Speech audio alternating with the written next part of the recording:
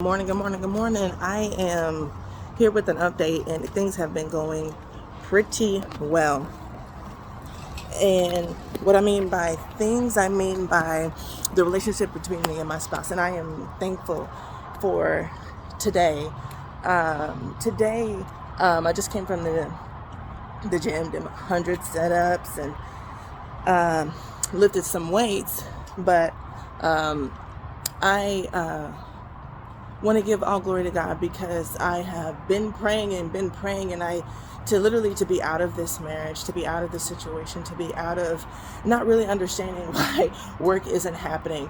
It was such a relief to me to hear that there was a article saying that there are people applying. There are people that are literally doing an experiment to see if they can apply for work 8 hours a day, and if they can get any acknowledgement back. And I saw one news article saying that someone spent 8 hours a day trying to apply for work, and they literally got like 2 interviews, and they did that for either a week or a month or so. And that was so confirming, because I'm trying to figure out, I'm not only educated but qualified and talented and able to learn new skills, new things, and these things are all, myself is all on my resume. What is keeping me? And I literally said to Yahweh, you have the hand, you have the capability to open up the doors for me. Please open up the doors for me, because this marriage was so hard. If I have the financial capability, I can leave. 92% of women that do divorce, they're the one that filed. They have the capability, they have the financial stability to say, you know what, I'm done. This isn't working, and I can't take care of myself. And so if I increase my financial capability, then I'd be out of here. I would no longer groan and moan about what is going on. However, as of today, I am feeling great. And sometimes there's a fear in the back of my mind saying that, oh, well, that's just for today. You're only feeling good today. You're only enjoying today. And so what it does is rob me of hope. It robs me of what God can do out of my horrible, painful situation, agonizing, terrorizing situation. That's exactly what it is. But unfortunately, I come, not embarrassingly, but I do come and I want to share, this is my update, that I have literally consciously said, Yahweh Elohim, I need help. Yahweh Elohim, you've got to mold me to who I need to be to where this works. And I really wanted him to create in me some ignoring capabilities, to ignore my spouse, to be able to ignore what he does, what he says, to be able to take it and receive it, and to not be destroyed by what it is that I'm observing. And eventually, my prayer turned, what are the capabilities that I need to exemplify you in this situation? And it turns out that it was just kindness. And I just asked myself, why was it so difficult for me to be kind? Well, that's because I had to be kind first. And to be kind first is hard.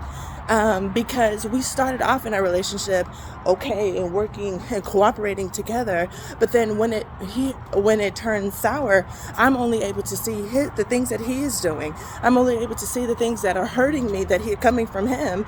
And so I needed him to acknowledge what he did and what he was doing, and to apologize for that. I'm literally circling my home, but I really want to limit this video.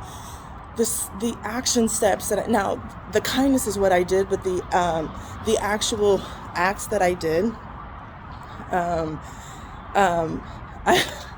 asked myself, I said, I need to start making myself available, like sexually, because I cannot do this. I cannot continue to have these problems, and maybe that'll help. But I said, in prayer, that's not going to happen. It can't happen, because I just felt like there would be, one, I think that this body is mine. Scripturally, that's not, that doesn't line up scripturally. The body is Yahweh's. The body is his temple. They can't be his temple. And this is what I need to honor. And then I take control of it. And then I supervise when we do and when we do not lay together, which is actually what I have been doing. And it happens in a cycle. Every single time I feel offended and I need him to acknowledge that it is wrong. And then I just go to God for forgiveness. I've jumped over the fact that I need to have him, apologize to me. That I go to God for. But I didn't jump over the fact that, I need him to let me know that I'm not crazy. I need him to contribute to that. I need him to contribute into the conversation. I need him to put out in the atmosphere. I need him to hear that, yes, I know I did this thing to you. And whether he apologized or not, I just needed him to acknowledge. And you know what? Me asking more from him was also the part that I could control and I could let go.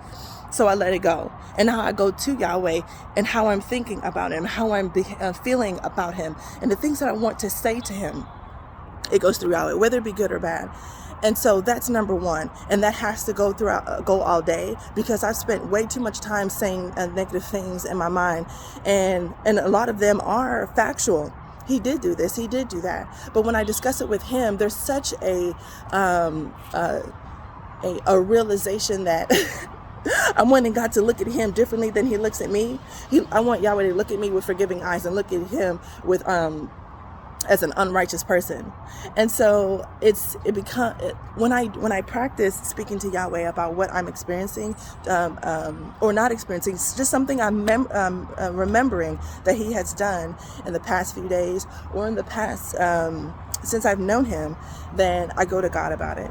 So that's number one. And then two, since I wasn't able to lay with him now, I said, there's got to be something intimately that I can do. I said, what about hugs? I can now begin to generously give away hugs. And so the generously part, let me go deep into that.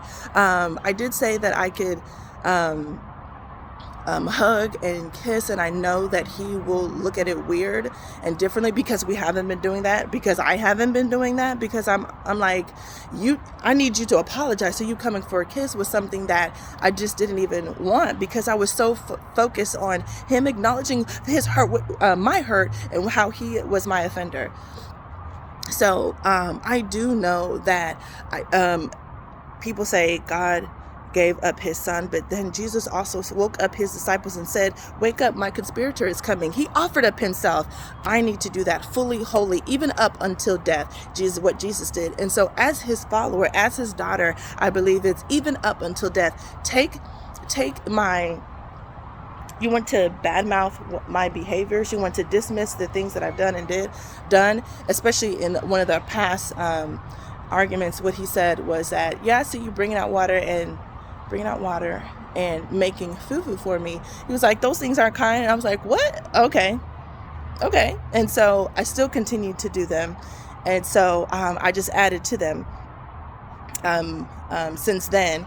And so now offering up myself like a hug and a kiss on top of bringing out water and fufu. And I even was advised by one of my neighbors to start making soup for him that goes with the fufu. And I was just like, that would be too taxing, but I should every once in a while at least start, or just sometime in the near future, just try to do that and just say, I'm just experimenting, and I would love for you to try it. And I would love your feedback if you are ready to give some. And doing gestures like that, because I wanted to get him I know he likes Scentsy. I know he likes aromatic related things, candles and things like that. So I was going to get one for his office, but I can't keep that up, me not working currently. So generous offerings of myself toward him directly is what is happening. And now the result has been a cheerfulness. He has started laughing. It's cheerfulness. He has started laughing at things I don't find funny, but I am very receptive of him laughing within my midst. It is a tone that contributes to a very cheerful atmosphere. Thank you, Yahshua. Thank you, Heavenly Father. I am so in control of the tone that is in this home. I don't even know. What else have I done? Giving him hugs. And I mentioned in my last video that he really appreciated me letting him know where I was going. I went to the gym earlier today, an hour ago, and I let him know where I was going, addressed him by name, looked him directly in the name, as opposed to being very flippant and just as I was going somewhere, then I just let him know. Being direct and straightforward is something I really want him to do. He doesn't practice that, but I really want to hamper down on that in myself, and then it really blesses him Whether he's going to follow suit, I just know that he does he does like that. So my generosity in the things that I'm in my touch, and I've also I said in my last video that I kissed him on the mouth, and when I tell you it's like kissing a stranger, because not just because it's been so long, but because I have unsettled things with you and against you. So if the kiss is the same, so forgiving in my heart really has helped me, but it is imperative to do the action steps, like being straightforward about where you are, where you're going, and getting him involved by that. That is inclusive, and it shows him respect, which is biblically how the man is created. So when you give that to him, it blesses him. But you've got to also biblically apply completely forgiving each and every instance. Not just take a deep breath, but you would go into prayer and ask God, I need you to help me get this off of my heart. And just take a deep breath. Unfortunately, it has helped me to just recognize how I've done some things wrong. Like how I said some. I do a whole bunch of stuff all day long since I've been born. And so it's easy to forgive him.